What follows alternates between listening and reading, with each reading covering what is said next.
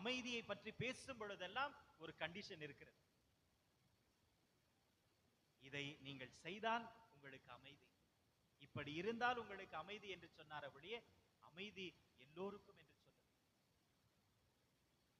இன்று நம்முடைய எண்ணங்கள், நம்முடைய சிந்தனைகள், நாம் நல் மனதோராக இருந்தால் உள்ளத்தில் நிச்சயமாக அமைதி இருக்கும். நிச்சயமாக எந்த சூழ்நிலையிலும் அந்த அமைதியை உணர்ந்தவர்களாக இருப்போம். இல்லை என்றால் அந்த அமைதி நமக்கு இருக்காது. எண்ணங்கள் சரியாக இல்லை என்றால் அங்கு அமைதி இருக்காது. நல் மனதோருக்கு அமைதி.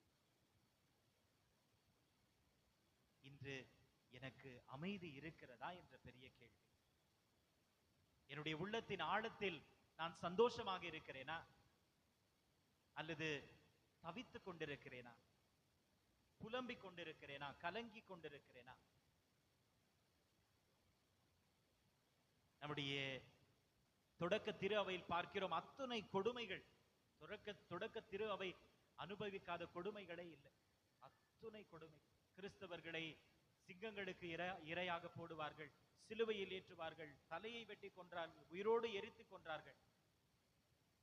ஆனாலும் திரு அவையில் அமைதி. திரு அவையில் அமைதி. கலங்கி நிற்கவே இல்லை. எந்த அப்போஸ்தலரும்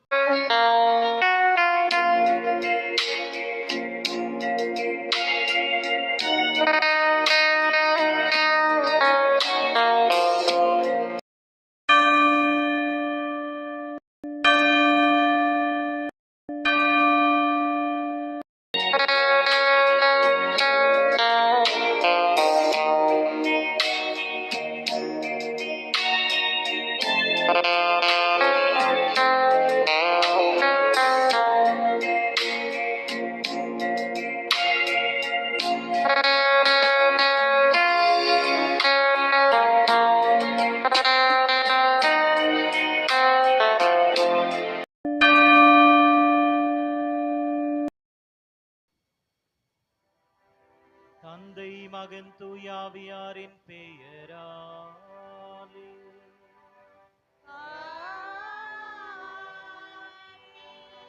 நம் ஆண்டவராகிய இயேசு கிறிஸ்துவின் அருள், கடவுளின் அன்பும் தூயாவியானவருடைய நட்புறவும் உங்கள் அனைவரோடும் இருப்பதாக.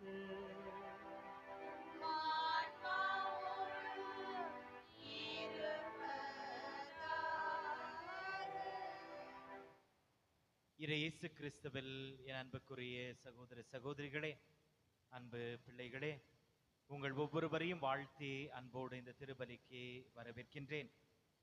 இன்று நாம் பொது காலத்தின் 20வது ஞாயிறை கொண்டாடி கொண்டிருக்கிறோம். இன்று நாம் பதிலுரை பாடலில் ஆண்டவரே எனக்கு உதவி செய்ய விரைந்து வாரும் என்று ஆண்டவரை பார்த்து கேட்கிறோம். நம்முடைய ஜெபம் அநேக நேரத்தில் ஆண்டவருடைய உதவிக்காக, அவருடைய பராமரிப்புக்காகத்தான் இருக்கிறது.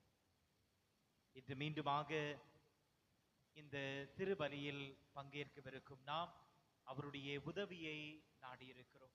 எங்களுக்கு உதவி செய்ய ஆண்டவரே விரைந்து வாரும் என்று சொல்லி மீண்டுமாக கூவி அழைக்க வரை நாம் ஒன்று சேர்ந்திருக்கும் இந்த நேரத்தில் நம்முடைய உள்ளம் திறந்து அவருடைய வார்த்தையை கேட்போம். அவர் வார்த்தை நமக்கு வாழ்வு தரும், வெறுமனே உதவியை மட்டுமல்ல, நமக்கு வாழ்வு தரும் வார்த்தையாக இருக்கிறது. இறுதியில் அவர் தன்னுடைய உடலையும் இரத்தத்தையும் இந்த திருப்பலியில் நமக்கு கொடுக்கவிருக்கிறார். வெறுமனே உதவி அல்ல, அவரே நம்மோடு இறங்கி துணையாக வருகிறார். இந்த திருப்பலியை தகுந்த விதத்தில் நாம் ஒப்புக் கொடுக்க தடையாக இருக்கக்கூடிய பாவங்களுக்காக மனம் வருந்துவோம். ஆண்டவரிடம் மன்னிப்பை கேட்போம். எல்லாம் வல்ல இறைவனிடமும்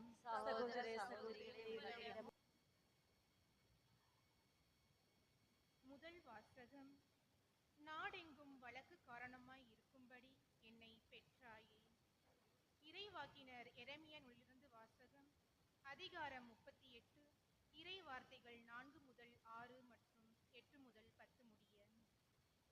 அந்நாட்களில் தலைவர்கள் அரசனை பார்த்து, இம்மனிதன் கண்டிப்பாய் சாக வேண்டும், இவன் இவ்வாறு பேசி இந்நகரில் எஞ்சியுள்ள போர் வீரர்களையும் மக்கள் அனைவரையும் மனம் தளர செய்து வருகிறான். இந்த ஆள் இம்மக்களின் அழிவை தேடுகிறானே அன்றி நலனை தேடுவதில்லை என்றார்கள். அதற்கு அரசன் செதேக்கியா, நன்று, அவனை உங்களிடமே கையளிக்கிறேன். ஏனெனில் உங்களை பகைத்துக் கொண்டு அரசனால் எதுவும் செய்ய இயலாதே என்றான். எனவே அவர்கள் எரேமியாவை பிடித்து காவல் கூடத்தில் அரச மகன் மல்கியாவுக்கு சொந்தமான பாலங்கிணற்றுக்குள் கயிற்றில் கட்டி அவரை கீழே இறக்கி விட்டார்கள். அக்கிணற்றில் தண்ணீர் இல்லை, சேறு மட்டுமே இருந்தது. எனவே எரேமியா சேற்றுக்குள் புதையத் தொடங்கினார். எபேத்து மெலேக்கு அரண்மனையின்று வெளியே சென்று அரசனை நோக்கி, என் தலைவரே, என் அரசரே, இறைவாக்கினர் எரேமியாவை பாலங்கிணற்றில் தள்ளியதால் இம்மனிதர்கள் பாவம் செய்தார்கள். அவர் அங்கு பட்டினியால் மடிந்து போவார், ஏனெனில் நகரில் அப்பம் ஏதும் கிடையாது என்று கூறினார். அதை கேட்ட அரசன் எத்தோப்பியரான எபேத்து மேலேக்கை நோக்கி, உன்னோடு 3 பேரை இங்கிருந்து கூட்டி செல். இறைவாக்கினர் எரேமியா சாவதற்கு முன்பே கிணற்றினின்று அவரை தூக்கிவிடு என்று கட்டளையிட்டான். இது ஆண்டவர் வழங்கும் அருள்வாக்கு.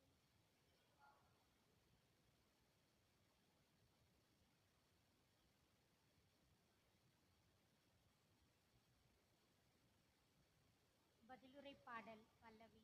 ஆண்டவரே எனக்கு உதவி செய்ய விரைந்து வாரும். ஆண்டவரே எனக்கு உதவி செய்ய விரைந்து வாரும். நான் ஆண்டவருக்காக பொறுமையுடன் காத்திருந்தேன். அவரும் என் பக்கம் சாய்ந்து எனது மன்றாட்டை கேட்டருளினார். பல்லவி.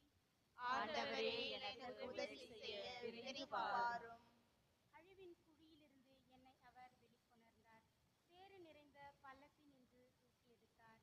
கற்பாறையின் மேல் நான் காலூன்றி நிற்க செய்தார். என் காலடிகளை உறுதிப்படுத்தினார். பல்லவி. ஆண்டவரே எனக்கு உதவி செய்ய விரைந்து வாரும். புதியதொரு பாடலை, நம் கடவுளை புகழும் பாடலை என் நாவினின்று எழச் செய்தார். பலரும் இதை எதிர்பார்த்து அச்சம் கொண்டு ஆண்டவர் மீது நம்பிக்கை கொள்வர். பல்லவி. ஆண்டவரே எனக்கு உதவி செய்ய விரைந்து வாரும். நானோ ஏழை எளியவன், என் தலைவர் என் மீது அக்கறை கொண்டுள்ளார். நீரே என் துணைவர், என் மீட்பர், என் கடவுளே, எனக்கு துணை செய்ய விரைந்து வாரும். பல்லவி. ஆண்டவரே எனக்கு உதவி செய்ய விரைந்து வாரும்.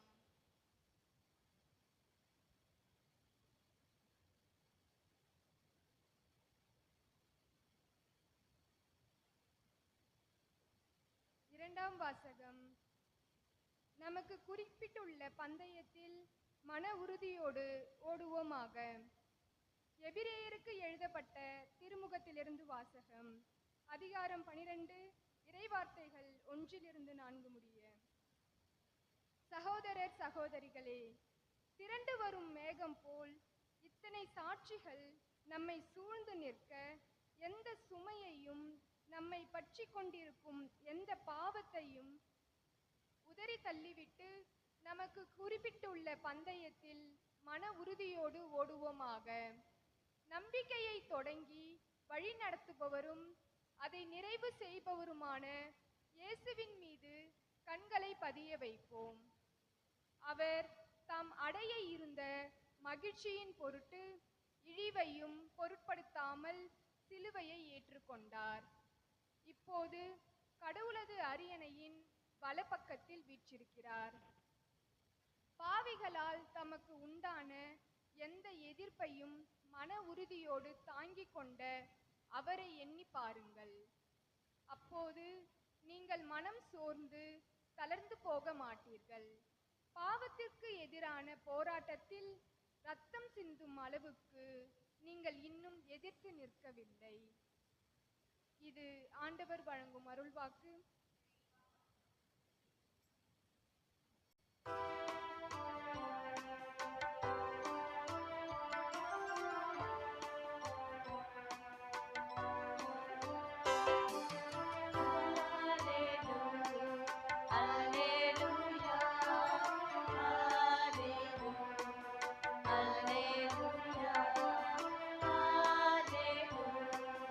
Alleluia.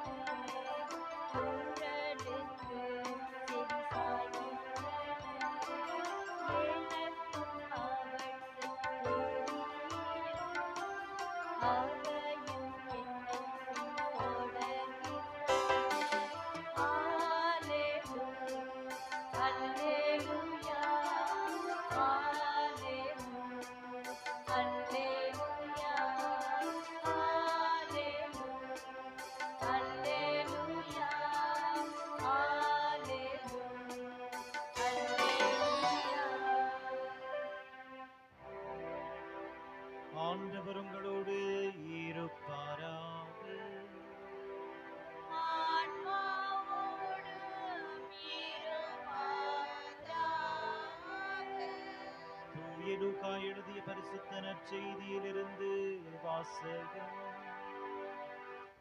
ஆண்டவரே, மாற்றி உமக்கே.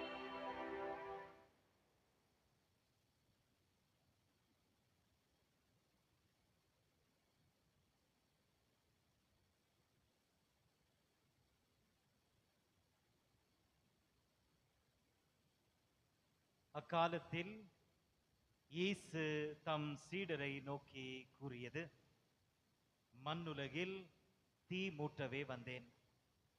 அது இப்பொழுதே பற்றி எரிந்து கொண்டிருக்க வேண்டும் என்பதே என் விருப்பம். ஆயினும் நான் பெற வேண்டிய திருமுழுக்கு ஒன்று உண்டு. அது நிறைவேறும் அளவு நான் மிகவும் மன அழுத்தத்தோடு இருக்கிறேன்.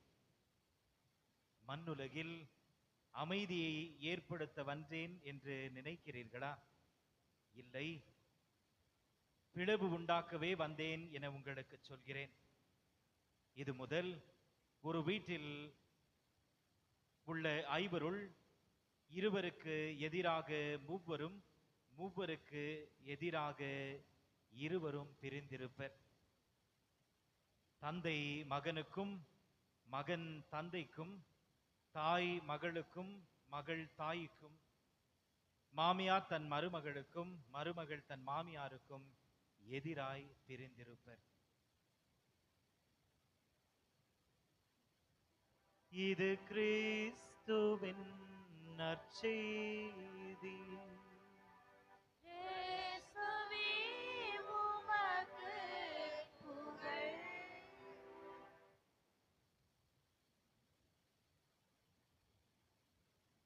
இயேசு கிறிஸ்துவில் என் அன்புக்குரிய சகோதர சகோதரிகளே, அன்பு பிள்ளைகளே, ஆண்டவர் சொல்கிறார், நான் தீயை மூட்டவே வந்தேன், அமைதியை ஏற்படுத்த வந்தேன் என்று நினைக்கிறீர்களா? இல்லை இல்லை, பிளவை உண்டாக்கவே வந்தேன் என்று சொல்லி இன்றைய நற்செய்தியை நாம் வாசிக்கும் பொழுது ஆண்டவர் தானா பேசுவது என்ற ஒரு கேள்வி நிச்சயமாக எழும். அவரா பேசியது? நான் தீயை மூட்ட வந்தேன், பிளவை உண்டாக்க வந்தேன், அது இப்பொழுதே எரிந்து கொண்டிருக்க வேண்டும் என்பதே என்னுடைய விருப்பம் என்று சொல்கிறார். ஆண்டவருடைய பிறப்பை பற்றி எசாயா இறைவாக்கினர் சொல்லும் பொழுது, அந்த பிறப்பை பற்றி இறைவாக்கு உரைக்கும் பொழுது அவர் சொல்வார், நமக்கு ஒரு குழந்தை தரப்பட்டுள்ளது, ஆட்சியின் பொறுப்பு அவருடைய தோள் மேல் இருக்கும், அவருடைய பெயரோ வியத்தக ஆலோசனையாளர், வல்லமை மிக்க இறைவன், முடிவில்லா தந்தை, அமைதியின் மன்னன் என வழங்கப்படும். எசாயா இறைவாக்கினர் சொல்கிறார், ஆண்டவர் இயேசு கிறிஸ்து அமைதியின் மன்னன் என வழங்கப்படும். அதுதான் அவருடைய பெயர், the Prince of Peace, அமைதியின் மன்னன் என வழங்கப்படும். ஆண்டவர் இயேசு கிறிஸ்து உயிர் தெழுந்த பொழுது தன்னுடைய சீடர்களை ஒவ்வொரு முறை சந்தித்த பொழுதும் சீடர்களுக்கு அவர் சொன்னது, அமைதி உங்களுக்கு உரித்தாகுக, என் அமைதியை நான் உங்களுக்கு விட்டு செல்கிறேன், என் அமைதியை நான் உங்களுக்கு விட்டு செல்கிறேன். ஆண்டவர் இயேசு கிறிஸ்துவனுடைய பிறப்பின் போது நற்செய்தியை கொண்டு வந்த தேவதூதர் இடையர்களுக்கு சொன்னது, உன்னதங்களிலே இறைவனுக்கு மகிமை, உலகில் அமைதி. உலகில் அமைதி. ஆண்டவர் இயேசு கிறிஸ்து தன்னுடைய சீடர்களை லூக்கா எழுதிய நற்செய்தியில் சீடர்களை அனுப்புகிறார் மறைபணிக்காக. நீங்கள் சென்று எல்லோருக்கும் நற்செய்தியை அறிவிங்கள், பிணியாளர்களை குணமாக்குங்கள், விடுதலை கொடுங்கள், பேய்களை ஓட்டுங்கள் என்று அவர்களுக்கு அதிகாரம் கொடுத்து அவர்களை அனுப்புகிறார். அனுப்பிய அந்த சீடர்களுக்கு ஆண்டவர் சொல்வார், நீங்கள் ஏதாவது ஒரு வீட்டுக்குள் செல்லும் பொழுது முதலில் அந்த வீட்டில் இருப்போருக்கு என்ன சொல்லுங்கள்? உங்களுக்கு அமைதி உரித்தாகுக, உங்களுக்கு அமைதி உரித்தாகுக. ஆண்டவருடைய பணி வாழ்க்கை முழுவதையும் நாம் பார்க்கும் பொழுது அமைதியே பேசினவர், அமைதியை பற்றிய நமக்கு சொன்னவர் மீண்டும் மீண்டுமாக.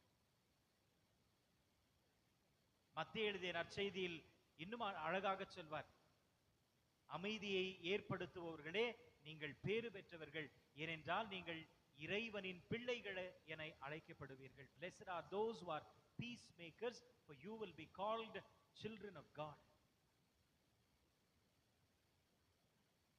நம்மை இறைவனுடைய பிள்ளைகள் எப்பொழுது நாம் அமைதியை ஏற்படுத்துபவர்களாக இருக்கும் பொழுது. எல்லா இடத்திலும் ஆண்டவர் அமைதியை பற்றி, ஏசாயா இறைவாக்கினர் அமைதியை மன்னன் என சொல்கிறார். உங்களுக்கு அமைதி உரித்தாகுக, ஒரு வீட்டுக்குள் செல்லும் பொழுது அமைதி உங்களோடு இருப்பதாக என்று சொல்லுங்கள். நீங்கள் அமைதியை ஏற்படுத்தும் பொழுது என்னுடைய பிள்ளைகள் நீங்கள். இவை அனைத்தையும் ஒரு பக்கம் வைத்துவிட்டு இன்றைய நற்செய்தியை ஒரு பகுதியில் வைத்துவிட்டு நாம் பார்க்கும் பொழுது ஆண்டவருடைய இந்த பணி வாழ்க்கைக்கெல்லாம் விரோதமான ஒரு வார்த்தைகளாகத்தான் பார்க்கிறோம். ஆண்டவரா பேசுவது, நான் அமைதியை ஏற்படுத்த வந்தேன் என்று நினைக்கிறீர்களா? இல்லை, பிளவையே உண்டாக்க வந்தேன். இந்த சொன்ன ஒவ்வொரு வார்த்தைகளையும் நாம் ஆழமாக சிந்திக்க வேண்டும். ஆண்டவருடைய பிறப்பின் தொடக்கத்தில் அமைதியின் நற்செய்தி கொடுக்கப்படுகிறது. அமைதியின் நற்செய்தி. உன்னதங்களிலே இறைவனுக்கு மகிமை, பூவுலகில் எல்லோருக்கும் அமைதி. அப்படியா சொன்னார் இறைவாக்கினர்? நல் மனதோருக்கு அமைதி, நல் மனது இல்லாதவர்களுக்கு அமைதி கிடையாது. எங்கு எண்ணங்கள் சரியாக இல்லையோ, சிந்தனைகள் சரியாக இல்லையோ, வெறுப்பு, பொறாமை, பழிவாங்கும் உணர்வு இருக்கிறதோ அங்கு அமைதி இருக்காது. அமைதி எல்லோருக்கும் அல்ல, அமைதி எல்லோருக்கும் அல்ல. இறைவாக்கினர் சொன்னதை, தேவதூதர் சொன்னதை நாம் நன்றாக கேட்க வேண்டும். உன்னதங்களிலே இறைவனுக்கு மகிமை, உலகில் நல் மனதோருக்கு அமைதி, எல்லோருக்கும் அல்ல. ஆண்டவருடைய பிறப்பு எல்லோருக்கும் நற்செய்தி அல்ல. ஏரோதுக்கு அந்த பிறப்பின் செய்தியை கேட்டவுடன் அவன் அமைதியை இழந்தான், கலங்குகிறான். எங்கடா இந்த குழந்தை பிறந்துக்குது, என்னுடைய ஆட்சிக்கு இப்பொழுது ஆபத்து வந்து விட்டதே. அமைதியை இழந்து விட்டான். ஆண்டவருடைய பிறப்பே ஏரோதுக்கு நற்செய்தி அல்ல, அவன் அமைதியை குலைத்த ஒரு செய்தி. ஆண்டவருடைய பணி வாழ்க்கையை பார்க்கும் பொழுது ஆண்டவருடைய வார்த்தை ஆறுதலானது, தேற்றலானது, மன்னிப்புக்குரியது என்று பரிசேயர்களுக்கும் சதிசேயர்களுக்கும் சட்ட வல்லுநர்களுக்கும் ஆண்டவருடைய வார்த்தை ஆறுதலாக, தேற்றுதலாக இருந்தது, அமைதியை தந்தது. ஒவ்வொரு முறை அந்த வார்த்தையை கேட்கும் பொழுதும் அமைதியை இழந்தார்கள். எத்தனை அளவுக்கு அந்த வார்த்தைகளை அவர் வெறுத்தார்கள் என்று சொன்னால், அவர்கள் கூடி ஆண்டவரை எப்படியாவது கொலை செய்ய வேண்டும் என்று திட்டமிட்டார்கள் என்று வாசிக்கிறோம். They got together and took counsel how to kill Jesus. எப்படி இவரை சாகடிக்கும், அவ்வளவு தீய எண்ணம், எப்படியாவது இவரை தீர்த்து விட வேண்டும். இவர் வார்த்தை எங்களால் தாங்க முடியாது, இவருடைய பணி வாழ்க்கை தாங்க முடியாது. ஆண்டவருடைய பணி வாழ்க்கையில் அவர் பேசின வார்த்தைகள் எல்லோருக்கும் அமைதியை கொடுக்கவில்லை, எல்லோருக்கும் அமைதியை கொடுக்கவில்லை. சிலருக்கு அந்த வார்த்தையை கேட்கும் பொழுது அமைதியை இழந்தார்கள். ஏரோது அமைதியை இழந்தார், பரிசேயர்கள், சதிசேயர்கள், சட்ட வல்லுநர்கள் அமைதியை இழந்தார்கள். ஆண்டவர் இயேசு கிறிஸ்து லூக்கா எழுதிய நற்செய்தியில் தன்னுடைய சீடர்களை அனுப்பினார் என்று சொன்னேன். நீங்கள் ஒரு வீட்டுக்குள் செல்லும் பொழுது அந்த வீட்டில் முதலில் நீங்கள் சொல்லுங்கள், உங்களுக்கு அமைதி உரித்தாகுக என்று. ஆண்டவர் அங்கே நிறுத்தி விட்டாரா? இல்லை. தொடர்ந்து ஆண்டவர் சொல்கிறார், அங்கு அமைதிக்குரியவர்கள் இருந்தால் உங்கள் அமைதி அவர்கள் மேல் தங்கும், இல்லை என்றால் அது மீண்டும் உங்களிடமே வந்துவிடும். If a person of peace resides there, he will have that peace. இல்லை என்றால் இல்லை. நான் அமைதியை அன்பு செய்யும் ஒரு நபராக இருந்தால் அந்த அமைதி எனக்கு, அந்த அமைதிக்கு உரியவராக இருந்தால் அந்த அமைதி எனக்கு. தன்னுடைய சீடர்களை பார்த்து சொல்கிறார், உங்களுக்கு நான் அமைதியை உரித்தாக்குகிறேன். அங்கே நிறுத்தி விட்டாரா? இல்லை. தொடர்ந்து ஆண்டவர் சொல்கிறார், நான் தரும் அமைதி இந்த உலகம் தரும் அமைதியை போல அல்ல. அப்படி என்றால் உலகத்தின் சமாதானத்தை, உலகத்தின் அமைதியை நாம் நாடினோம் என்றால் அமைதியை இழந்து நிற்போம், கலங்கி நிற்போம், உடைந்தவர்களாக நிற்போம். ஆண்டவர் அதை தான் தொடக்கத்திலிருந்தே சொல்லியிருக்கிறார். தொடக்கத்திலிருந்து இன்று அவர் புதிதாக எதுவும் இல்லை. இந்த நற்செய்தி அவர் எதையெல்லாம் செய்தாரோ இன்று நமக்கு ஒன்று சேர்த்து கொடுக்கிறது. As if a summary is given to us. இதைத்தான் ஆண்டவர் தன்னுடைய பணி வாழ்க்கை முழுவதும் இதைதான் வானதூதர் சொன்னார், ஆண்டவரும் சொன்னார். அமைதியை பற்றி பேசும் பொழுதெல்லாம் ஒரு கண்டிஷன் இருக்கிறது. இதை நீங்கள் செய்தால் உங்களுக்கு அமைதி, இப்படி இருந்தால் உங்களுக்கு அமைதி என்று சொன்னார். அப்படியே அமைதி எல்லோருக்கும் என்று சொல்லுது. இன்று நம்முடைய எண்ணங்கள், நம்முடைய சிந்தனைகள், நாம் நல் மனதோராக இருந்தால் உள்ளத்தில் நிச்சயமாக அமைதி இருக்கும். நிச்சயமாக எந்த சூழ்நிலையிலும் அந்த அமைதியை உணர்ந்தவர்களாக இருப்போம். இல்லை என்றால் அந்த அமைதி நமக்கு இருக்காது. எண்ணங்கள் சரியாக இல்லை என்றால் அங்கு அமைதி இருக்காது. நல் மனதோருக்கு அமைதி. இன்று எனக்கு அமைதி இருக்கிறதா என்ற பெரிய கேள்வி.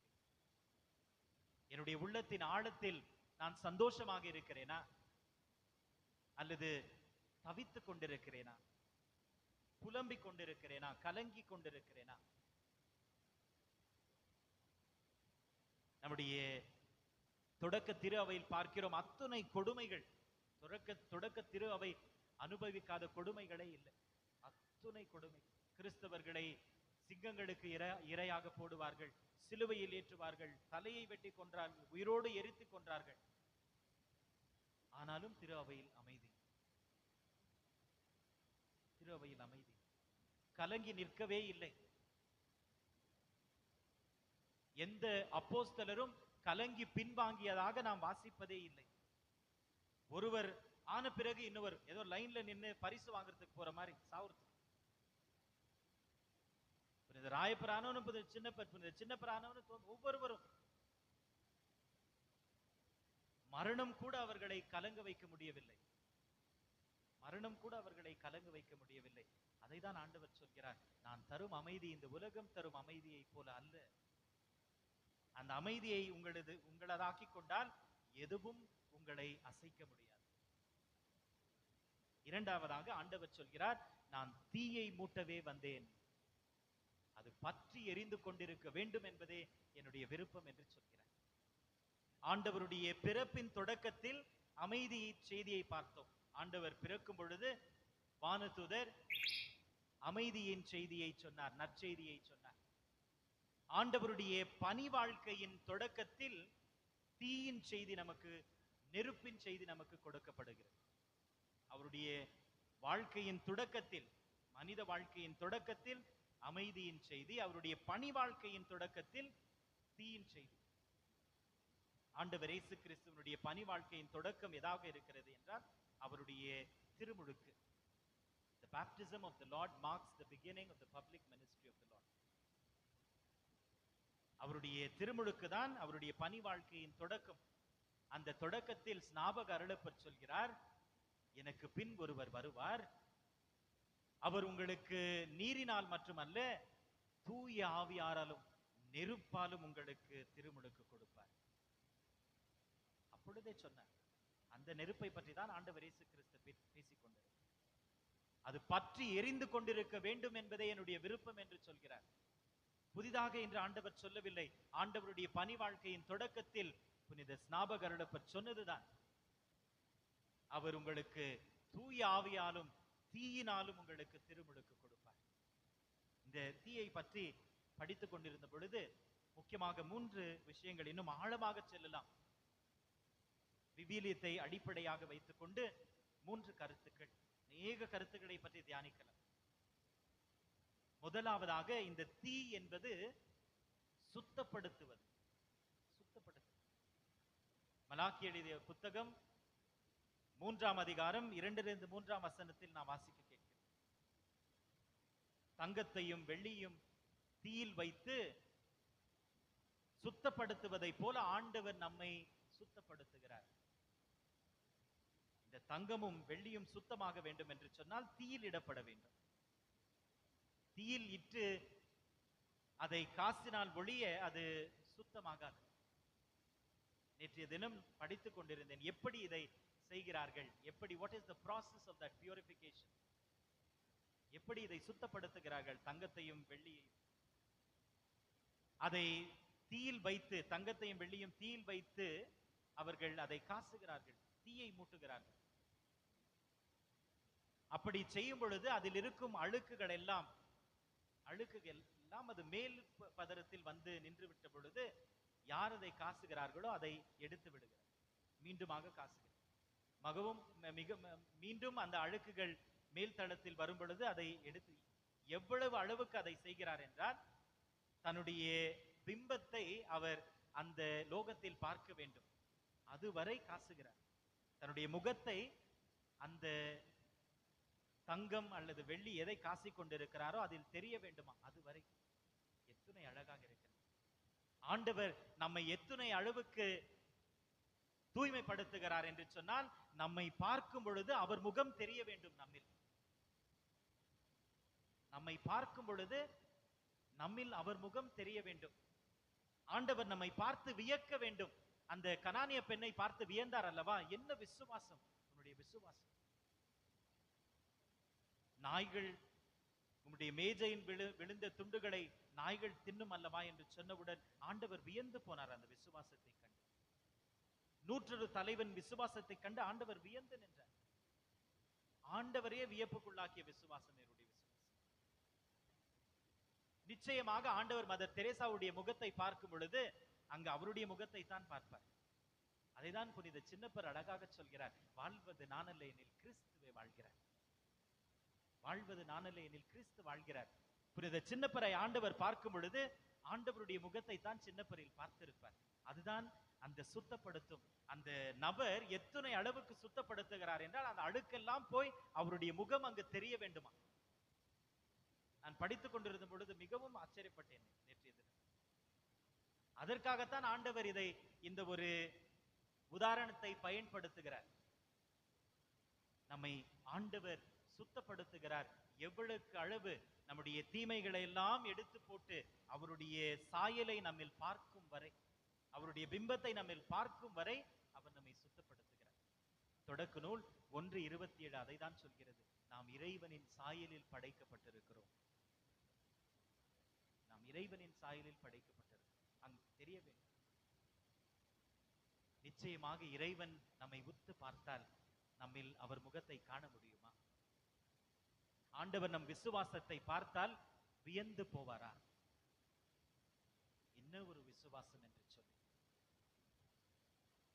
நேற்றைய தினம் ஆகஸ்ட் 15ஆம் தேதி கடன் திருநாள். எத்தனை பேர் ஆலயத்திற்கு வந்தோம், திருப்பலிக்கு வந்தோம்.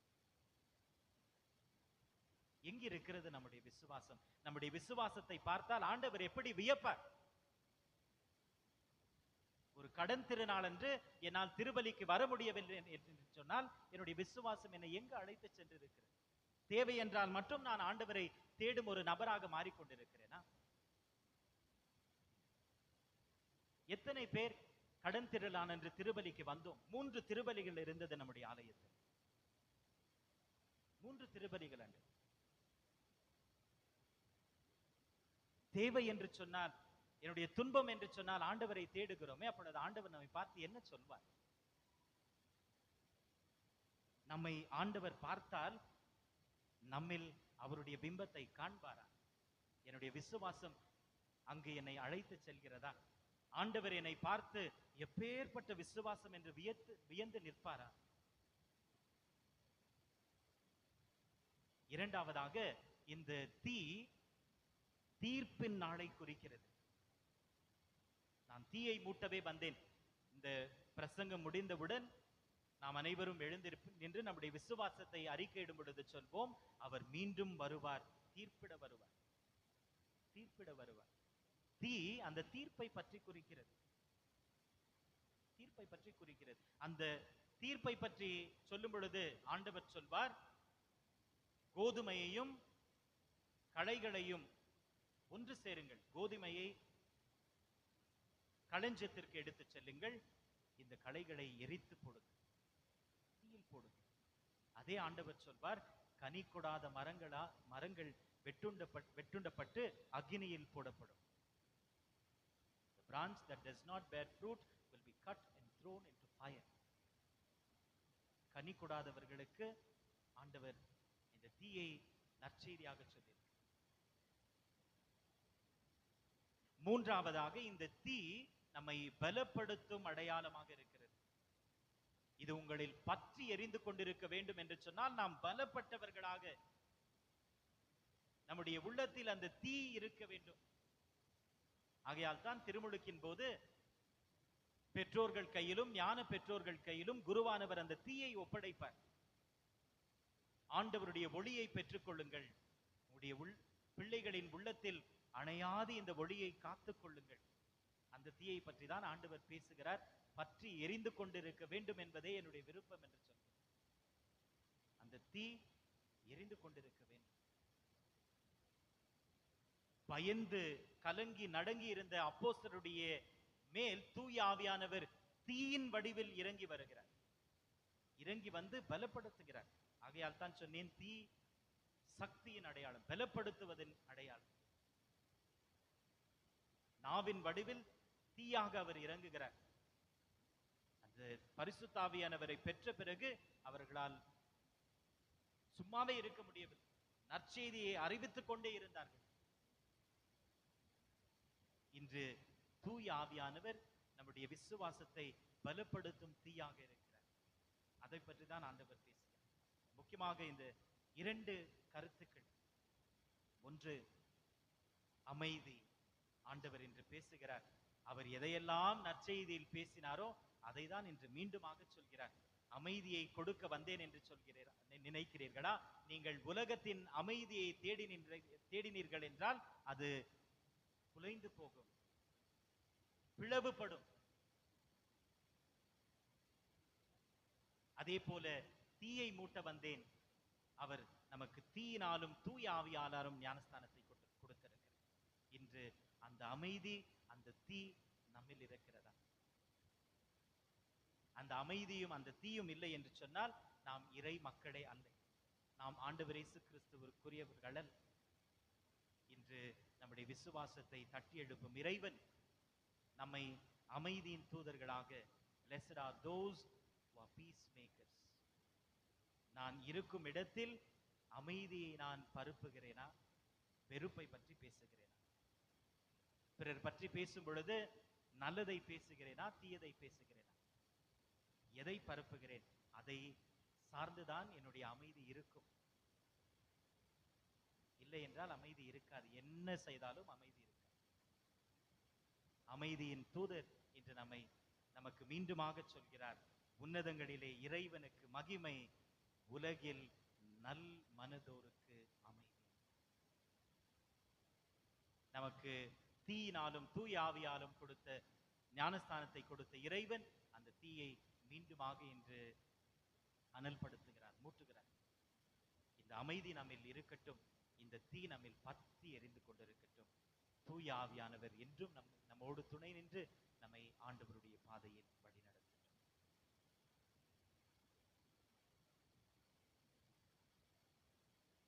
அன்பார்ந்தவர்களே, ஆண்டவருடைய பிரசன்னத்தில் அவரோடு இருக்கிறோம் என்ற உணர்வோடு நம்முடைய விண்ணப்பங்களையும் ஜெபங்களையும் அவர் வழியாக தந்தையிடம் எடுத்துச் சொல்வோம்.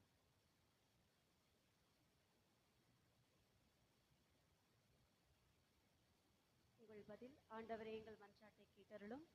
ஆண்டவரே, எங்கள் மன்றாட்டை கேட்டருளும்.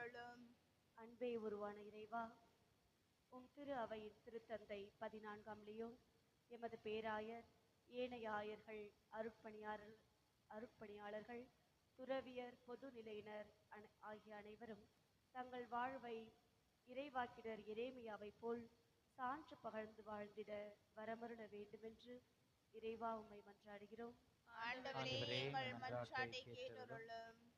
வாழ்வு தரும் இறைவா, எம் நாட்டில் நிலவும் வன்முறை, கொலை, கொள்ளை, இனம், மொழி, சாதி, சமயம் போன்றவைகளால் காயப்பட்டு கண்ணீரோடு நிற்கும் எம் உடன்பிறவா சகோதர சகோதரிகள், பெரியோர் ஆகிய அனைவரும் பாதுகாப்போடு வாழும் வகையில் எமது நாட்டு தலைவர்கள் சீரிய முறையில் பணியாற்ற வேண்டிய ஞானத்தை அவர்களுக்கு தந்து வழிநடத்த வேண்டுமென்று இறைவா உம்மை மன்றாடுகிறோம்.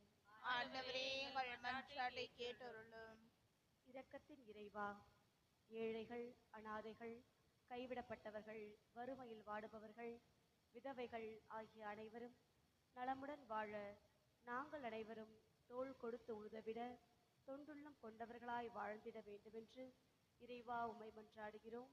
ஆண்டவரே எங்கள் மன்றாட்டை கேட்டருளும்.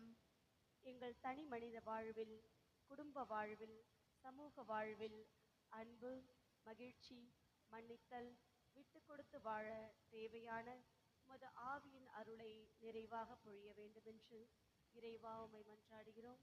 ஆண்டவரே எங்கள் மன்றாட்டை கேட்டருளும். நம்முடைய தனிப்பட்ட தேவைகளுக்காக ஜெபிப்போம்.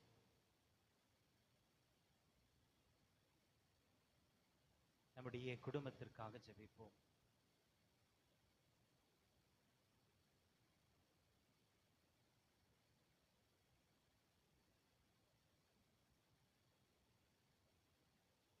நம் ஒவ்வொருவருக்காகவும் ஆண்டவரே எப்பொழுதும் மனம் கொண்டவர்களாக நாங்கள் இருக்க அருள் தாரும். அது அமைதியின் தூதவர்களாக நாங்கள் இருக்க எங்களை ஆசீர்வதியும் என்று கேட்போம்.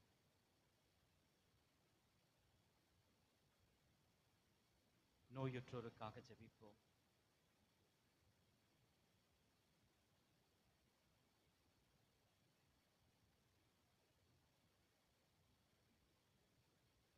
உலகில் அமைதி நிலவிட ஜெபிப்போம். அமைதிக்காக யாரெல்லாம் பரிந்து பேசுகிறார்களோ, போராடி கொண்டிருக்கிறார்களோ, அவர்களை ஆண்டவர் இன்னும் மேலும் பலப்படுத்த வேண்டும் என்று ஜெபிப்போம்.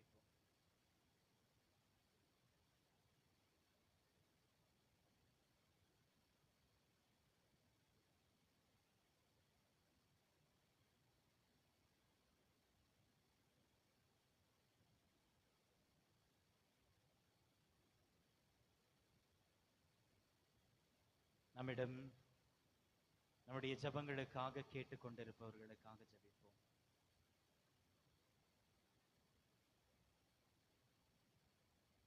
அன்பே உருவான இறைவா, நீர் உண்மையாகவே அமைதியின் மன்னன். எங்கள் ஒவ்வொருவரையும் நீர் அமைதியில் நிரப்புகின்றேன். நாங்களும் உம்முடைய அமைதியின் தூதவர்களாக, அமைதிக்காக உழைப்பவர்களாக மாற எங்களுக்கு தேவையான அருள்வரங்களை தந்திட வேண்டும் என்று எங்கள் ஆண்டவராகிய கிறிஸ்து வழியாக உம்மை மன்றாடுகின்றோம். ஆமென்.